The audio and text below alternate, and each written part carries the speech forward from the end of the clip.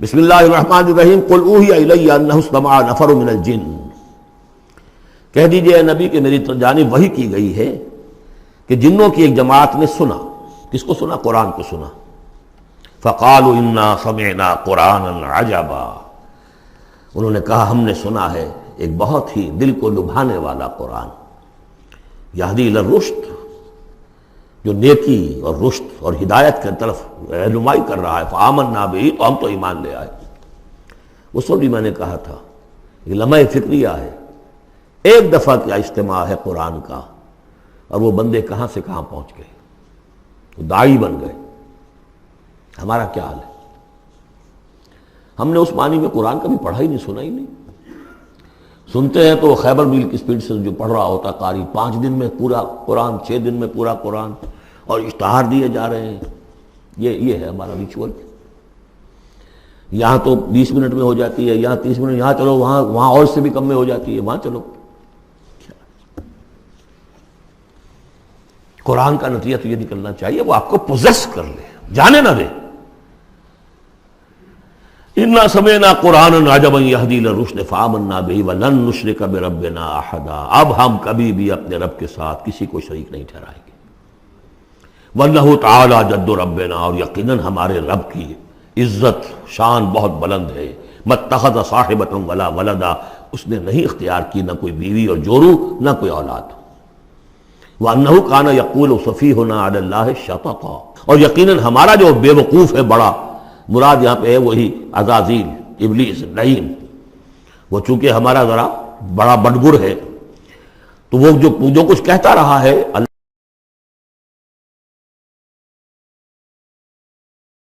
وَأَنَّا ظَنَنَّا أَن لَّن تَقُولَ الْإِنسُ وَالْجِنُّ عَلَى اللَّهِ كَذِبًا، ہم تو اس گمان میں رہے، خوش گمانی میں، کہ جن اور انسان اللہ تعالیٰ کے اوپر جھوٹ نہیں باندھیں گے، لیکن وہ بدماش تو جھوٹ باندھتا رہا۔ ہم نے اپنی شرافت میں اس کی بات کو مان لیا۔ وَأَنَّهُ كَانَ رِجَالٌ مِّنَ الْإِنسِ يَعُوذُونَ بِرِجَالٍ مِّنَ الْجِنِّ فَزَادُوهُمْ رَهَقًا، اور یہ کہ جو انسانوں میں سے مرد ہیں وہ جنات کے مردوں میں کی حفاظت پکڑتے ہیں۔ یہ ہوتا تھا ان کا طریقہ، وہ سمجھتے تھے کہ بیابان میں جو ہے جنات رہتے ہیں اور وہ ان کے جو ہیں سردار بھی ہیں، تو اب راستے نے پڑاؤ ڈالا ہے جنگل میں، تو سب سے پہلے کہتے تھے کہ ہم اس جنگل کے، اس بیابان کے جنات کی ہم پناہ میں آتے ہیں۔ اب وہ سنتے ہوں گے یہ بے وقوف، یہ آدم کی اولاد، ہمارے تو جد امجد کو نکال دیا گیا جنت سے اس لیے کہ اس کو سجدہ نہیں کیا، یہ ہمیں معبود بنائے بیٹھے ہیں، ہماری پناہ طلب کر رہے ہیں۔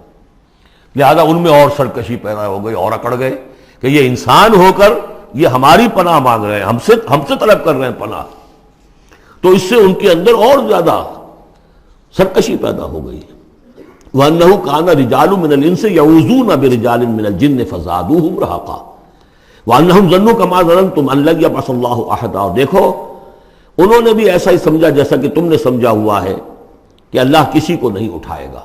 اس کے 2 معنی ہیں، یعنی بعد سے بعد الموت کوئی نہیں ہے، مرنے کے بعد جی اٹھنا نہیں ہے، اور یہ بھی کہ شاید اب اللہ کسی اور کو رسول بنا کر نہ بھیجے، أن يبعث الله أحدا، اس لیے کہ 600 برس بیت چکے تھے، وہ تورات سے واقف تھے جو سورہ احقاف میں تذکرہ آیا ہے۔ فترت وہی 600 برس، اور یہ طویل ترین وقفہ تھا نبوت کا، کہ کوئی نبوت، کوئی رسالت دنیا میں نہیں ہوئی، تو ان کو یقیناً اس سے خیال ہوا ہوگا کہ بس اب ختم ہوا معاملہ، اب کوئی اور رسول نہیں آئے گا۔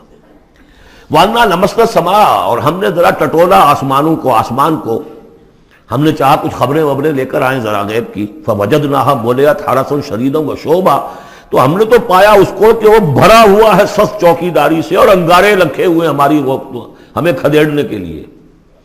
یعنی یہ کہ ہمیں معلوم ہو گیا کہ کوئی واقعی وقت ایسا ہے، کیونکہ یہ سارا انتظام خاص طور پر جب کہ وہی یہ نبوت آتی تھی تو اہتمام کر لیا جاتا تھا۔ عام حالات میں کوئی بات نہیں، روح اتر رہے ہیں فرشتے، اور یہ جو ہیں یہ آگ سے بنے ہیں، وہ نوری ہیں، یہ ناری ہیں، کچھ نہ کچھ ان سے یارانہ گانٹھ کے کچھ نہ کچھ ان سے لے لیتے تھے، یا یہ کہ اچک لیا، من استرق سرقۃ، کسی نے کوئی چیز جو ہے کہیں سے لے لی۔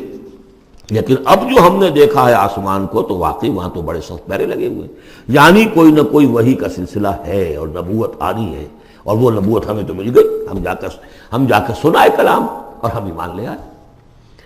وَأَنَّا لَمَسْنَا السَّمَاءَ فَوَجَدْنَاهَا مُلِئَتْ حَرَسًا شَدِيدًا وَشُهُبًا وَأَنَّا كُنَّا نَقْعُدُ مِنْهَا مَقَاعِدَ لِلسَّمْعِ، اور ہم وہاں بیٹھا کرتے تھے، وہاں پہ گھاٹ میں بیٹھا کرتے تھے کچھ سنگل لینے کے لیے، مقاعد، مقعد بیٹھنے کی جگہ، مورچہ جہاں پہ بیٹھا جائے، ہم وہاں پر اپنے ٹھکانوں میں بیٹھا کرتے تھے۔ فمن یستمع الان، لیکن اب اگر کسی نے کچھ سننے کی کوشش کی، یجد لہ شہابا رصدا، وہ پائے گا اپنے واسطے ایک انگارہ گھات میں، میزائل پیچھا کرے گا اس کو۔ وَأَنَّا لَا نَدْرِي أَشَرٌّ أُرِيدَ بِمَنْ فِي الْأَرْضِ أَمْ أَرَادَ بِهِمْ رَبُّهُمْ رَشَدًا۔ معلوم ہوتا بہت بڑے عالم تھے یہ، تورات کے جاننے والے، انہوں نے ایک ایسی عظیم بات کہی ہے یہ، ہمیں یہ معلوم نہیں کہ آیا زمین میں بسنے والے ان انسانوں کی کوئی شامت آ گئی ہے یا اللہ نے ان کے لیے کسی بھلائی کا ارادہ کیا ہے۔ رسالت آئے گی تو دو ہی نتیجے ہیں، یا تو کوئی عذاب آنے والا ہے اب، اس لیے کہ وما كنا معذبین حتی نبعث رسولا، یا تو کوئی بہت بڑے پیمانے پر انسانوں کی شامت آنے والی ہے، جیسے قوم نوح، قوم ہود، قوم صالح کا حشر ہوا تھا، وہ ویسا ہی حشر ہونے والا ہے۔ اللہ لا نظری، ہم نہیں جانتے، اشر ارید بمن فی الارض، زمین والوں کے لیے کسی شر کا فیصلہ کیا گیا ہے، ام اراد بہم ربہم رشدا، یا ان کے لیے ان کے رب نے بھلائی کا، خیر کا ارادہ کیا ہے۔ ظاہر بات ہے نبوت اور رسالت محمدی خیر پر منتج ہوئی۔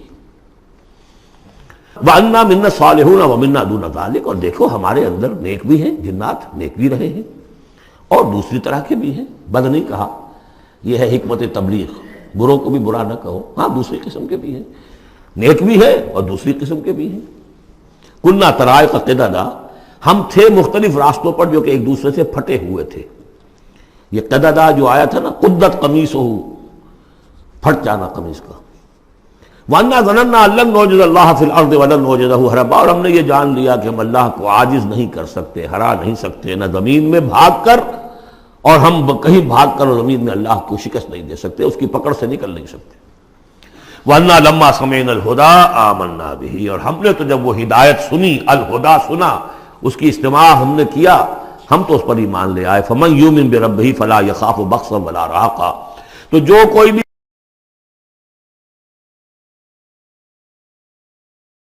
زبردستی ہوگی، کچھ زیادتی ہوگی، جیسے جیسے ان کے اعمال صالحہ ہیں پورے پورے اللہ تعالیٰ ان کا اجر ان کو دے دے گا۔ وَأَنَّا مِنَّا الْمُسْلِمُونَ وَمِنَّا الْقَاسِطُونَ، اور دیکھو ہمارے اندر وہ بھی ہیں جو فرما بردار ہیں اور وہ بھی ہیں جو بے انصافی کرتے ہیں۔ یہ قسط کے لفظ کے ساتھ سمجھ لیجئے، جب یہ ثلاثی مجرد میں آتا ہے تو قاسط اس میں فاعل بنا، وہ ناانصاف کے معنی میں ہے، یہ باب افعال کے خواص میں سے ہے، سلب ماخذ اس کو کہتے ہیں۔ جب باب افعال میں آئے گا تو اس کے معنی ہے عدل و انصاف، اور جب ثلاثی مجرد میں آئے گا تو نا انصافی۔ قاسطون فمن اسلم فاولئک تحروا رشدا، جو لوگ اسلام لے آئے، اطاعت قبول کر لی، تو انہوں نے تو گویا کہ ڈھونڈ نکالی خیر کی راہ، نیکی کی راہ انہوں نے تلاش کر لی۔ وَأَمَّا الْقَاسِطُونَ، اور جو بے انصاف ہے، فَكَانُوا لِجَهَنَّمَ حَطَبًا، وہ لوگ جو ہے پھر جہنم کا ایندھن بن کر رہیں گے۔ یہاں تک ان کی تقریر ہے جو انہوں نے تبلیغ کی ہے۔ اب جو بات آگے آ رہی ہے یہ خود اللہ کی طرف سے کلام ہے۔ أَن لَوِ اسْتَقَامُوا عَلَى الطَّرِيقَةِ لَأَسْقَيْنَاهُم مَّاءً غَدَقًا، اور یہ کہ یہ اگر لوگ اپنے اس طریقے پر جو طریقہ انبیاء کا تھا، جو آدم نے دیا تھا، جو نوح نے دیا تھا، یہ چلتے رہتے تو ہم انہیں خوب پلاتے، پانی بھر بھر کر خوب سیراب کرتے ان کو۔ یہاں لفظ طریقت آیا ہے قرآن میں، شریعت، طریقت۔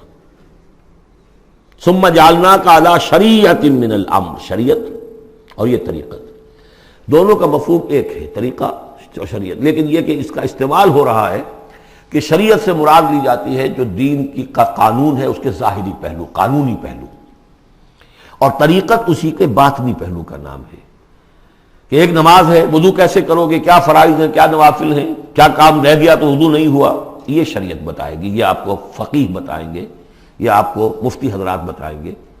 لیکن نماز کی اصل روح تو ہے خشوع اور خضوع، حضور قلب، یہ پھر طریقت کی طرف منتقل کر دیا گیا، بدقسمتی سے پھر ان کو پھاڑ دیا گیا، وہ علیحدہ علیحدہ ہو گئے۔ یہ سب چیزیں یکجا ہونی چاہیے تھی۔ اور جو ہمارے اولین صوفیاء ہیں وہ بہت بڑے عالم بھی تھے، ایسے نہیں تھے کہ صرف صوفی تھے، وہ بہت بڑے مفتی بھی ہوتے تھے، بلکہ اولین کیا، اس دور میں بھی جو میں نے آپ سے بتایا تھا کہ قاضی ثناء اللہ پانی پتی رحمۃ اللہ علیہ، وہ مفتی بھی ہیں، مفسر بھی ہیں، محدث بھی ہیں، اور بہت بڑے مرشد بھی ہیں، میرزا مظہر جانے جانا شہید کے خلیفہ ہیں، اور یہ سب شیخ احمد سرہندی رحمۃ اللہ علیہ کا جو سلسلہ ہے، سلسلہ مجددیہ نقشبندیہ، اس کے بزرگ ہیں۔ وہ ہیں وہ جامع صفات لوگ. لنفتنہم فیہ، اور یہ بھی جو ہم کو پانی پلاتے اور سیراب کرتے یہ بھی اس لیے تاکہ ان کو اور جانچے اور پرکھے اور امتحان لے. ایک امتحان غربت میں ہے، ایک امتحان کمنگری میں ہے، ایک امتحان فاقے میں ہو رہا ہے، ایک امتحان ہو رہا ہے کہ کثرت سے ہم نے دے رکھا ہے. ومن یعرض عن ذکر ربہ، اور جو کوئی بھی اعراض کرے گا اپنے رب کے ذکر سے، یسلک عذابا صعدا، تو وہ چلے گا، وہ ڈال دے گا اس کو چڑھتے عذاب میں اللہ تعالیٰ، ایسے عذاب میں صعدا جس کی شدت بڑھتی چلی جائے گی. وَأَنَّ الْمَسَاجِدَ لِلَّهِ فَلَا تَدْعُوا مَعَ اللَّهِ أَحَدًا، اور دیکھو مسجدیں اللہ کے لیے ہیں. مسجد سے مراد مسجد سجدے کی جگہ بھی ہے، اور مسجد سے مراد سجدے کے یہ اعضاء بھی ہیں. یہ پیشانی اور یہ ناک اور یہ ہاتھ اور یہ پاؤں، ایڑیاں، وہ پنجے، یہ سارے جو ہیں یہ سجدے کے جو جسم کے حصے ہیں. یہ مسجدیں بھی اور سجدے کی جگہ بھی للہ ہے، سب اللہ کی ملکیت ہے. فَلَا تَدْعُوا مَعَ اللَّهِ أَحَدًا، اللہ کے ساتھ کسی اور الہ کو مت پکارو. وَأَنَّهُ لَمَّا قَامَ عَبْدُ اللَّهِ يَدْعُوهُ كَانُوا يَكُونُونَ عَلَيْهِ لِبَدًا.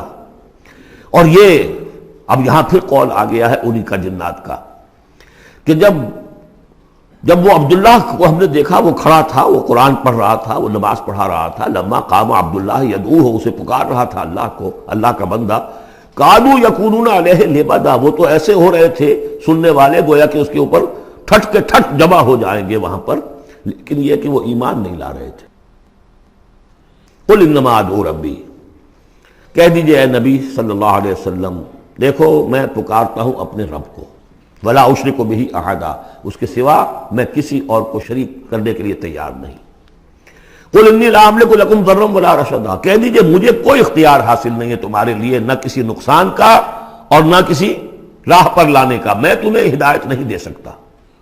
وہ آیت یاد کر دیجئے، انک لا تہدی من احببت ولکن اللہ یہدی من یشاء. اے نبی آپ ہدایت نہیں دے سکتے جسے بھی چاہیں، وہ تو اللہ ہی ہدایت دیتا ہے جس کو چاہتا ہے. قل انی لن یجیرنی من اللہ احد ولن نجد من دونہ ملتحدا، کہہ دیجئے میں ہرگز نہ پاؤں گا کہ مجھے اللہ کے سوا کوئی پناہ دے سکے. یجیرنی من اللہ احد، اللہ کی پکڑ سے بچانے کے لیے مجھے کوئی پناہ دے سکے میں نہیں پاؤں گا. ولن اجد من دونہ ملتحدا، اور اللہ کے سوا میں کہیں جو ہے کوئی اپنا سر چھپانے کی جگہ نہیں پاؤں گا. الا بلاغا من اللہ،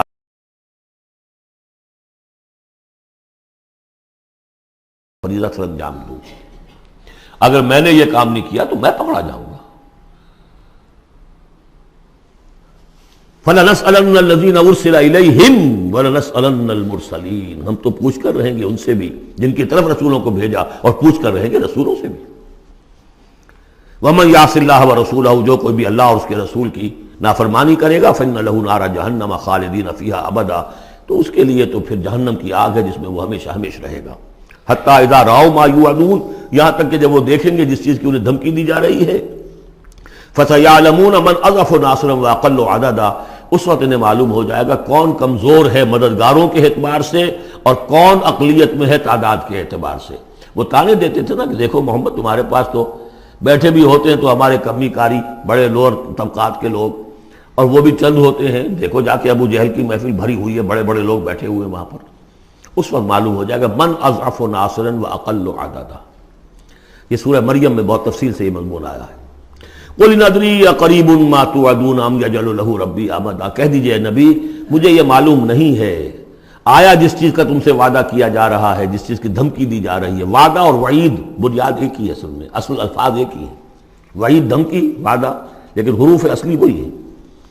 آیا وہ قریب آ چکی ہے اسے، یا ام یجعل له ربی امدا، یا یہ کہ میرا رب اس کے لیے ابھی کچھ مہلت دے، کوئی تمہاری رسی دراز کرے، یہ میں نہیں جانتا. یہ سورہ انبیاء کے آخر میں بھی آیا تھا. قل ندری قریب ام بعید ما توعدون، کہہ دیجئے نبی میں نہیں جانتا کہ جس چیز کا تم سے وعدہ کیا جا رہا ہے وہ قریب آ چکی ہے یا بھی دور ہے. عالم الغیب، وہی ہے غیب کا جاننے والا. فلا یظہر علی غیبہ احدا، وہ اپنے غیب پر کسی کو مطلع نہیں کرتا. الا من ارتضی من رسول، سوائے جس کو وہ چاہے اپنے رسولوں میں سے. یہ بہت اہم قانون ہے قرآن کا، اور اس میں سارا مسئلہ علم غیب کا حل ہوتا ہے. ایک بات تو یہ کہ ہمارے جو بھی بریلوی بھائی ہیں وہ بھی مانتے ہیں، 4 باتیں وہ مانتے ہیں. 3 میں نے ایک مرتبہ تحقیق کی تھی بڑی مفصل، جا کر بعد لوگوں سے ملاقات کی، ابھی میں طالب علم تھا. کہا دیکھیے ہم ثابت مانتے ہیں ہم اس بات کو، نبی کا علم ذاتی نہیں عطائی ہے، اللہ نے جو دیا وہی ہے، نبی کا علم قدیم نہیں حادث ہے، پہلے نہیں تھا پھر ہو گیا، اللہ نے دے دیا تو ہو گیا، اور نبی کا علم غیر محدود نہیں محدود ہے۔ میں نے کہا یہ تین باتیں جو شخص مان لے میرا اس سے اب کوئی جھگڑا نہیں رہا۔ لیکن ہمارے ہاں کچھ لوگوں نے ایک ڈیفینیشن کر لی علم غیب کی، علم غیب وہ ہے جو بغیر کسی کے بتائے خود حاصل ہو جائے، اس اعتبار سے تو میرے پاس بھی علم غیب ہے، نہیں یعنی کسی کے پاس کوئی علم ہے ہی نہیں، ہمیں دیا اساتذہ نے دیا، حضور کو دیا اللہ نے دیا، جبریل کو دیا اللہ نے دیا، اس معنی میں تو ذاتی علم تو کوئی بھی نہیں مانتا کسی کا، علم تو دینے سے ہوتا ہے۔ البتہ علم غیب کسے کہتے ہیں؟ وہ چیزیں جو ہماری نگاہوں سے چھپا دی گئی ہیں، وہ عالم غیب ہے، جنت ہے، دوزخ ہے، فرشتے ہیں، یہ سب کیا ہے؟ عالم غیب۔ تو نبیوں کو تو کچھ نہ کچھ حصہ اس کا دکھایا جاتا ہے تو نبی بنتے ہیں نا، ورنہ میرے اور نبی میں فرق کیا ہوا پھر؟ اگر میرا بھی علم وہی ہوتا ان السمع والبصر والفؤاد، تو میرے علم اور حضور کا بھی علم یہی ہوتا تو فرق کیا ہوا؟ حضور نے تو اس دوسرے علم کے اعتبار سے تو صاف کہہ دیا انتم عالم بامور دنیاکم، لیکن حضور کو معراج میں جنت دکھا دی، دوزخ دکھا دی۔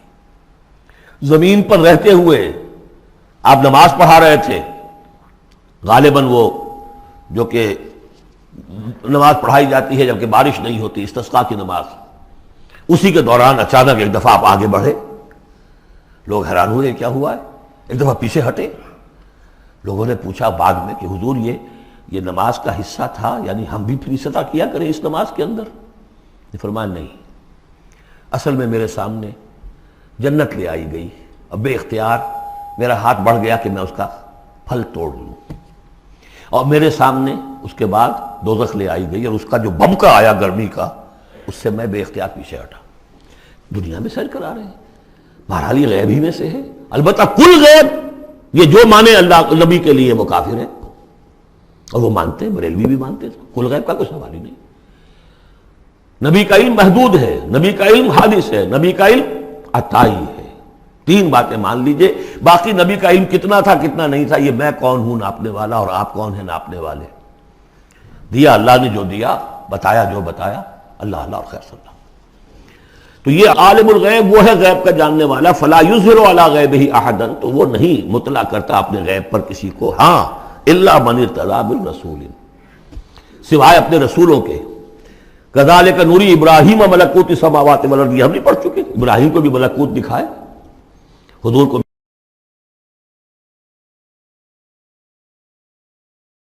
من بین یدیہ ومن خلفہ رصدا، جس کو رسول بناتا ہے، غیب کی خبریں دیتا ہے، پھر اس کے آگے اور پیچھے وہ اپنے باڈی گارڈ رکھتا ہے، چوکیدار رکھتا ہے۔ یسلک من بین یدیہ، اس کے سامنے بھی، ومن خلفہ، پیچھے سے بھی چوکیدار، حفاظت کرنے والے۔ لیعلم ان قد ابلغوا رسالات ربہم، تاکہ یہ بات بالکل واضح ہو جائے کہ انہوں نے واقعتاً اپنے رب کے پیغامات پہنچانے کا حق ادا کر دیا، جیسا کہ حضور نے پوچھ کر جواب لیا تھا، انا نشہد انک قد بلغت الرسالۃ وادیت الامانۃ وکشفت الغمۃ ونصحت الامۃ، ہم گواہ ہیں حضور۔ واحاط بما لدیہم، اور اللہ تعالیٰ جو کچھ ان کے پاس ہے سامنے سب کا احاطہ کیے ہوئے ہے، واحصا کل شیء عددا، اور ہر شے کی اس کی جو انوینٹری ہے وہ بڑی مکمل ہے، کوئی چیز وہاں سے غائب ہونے والی نہیں ہے، ہر ایک کا عدد کے ساتھ حساب کتاب کا اس نے رکھا ہوا ہے۔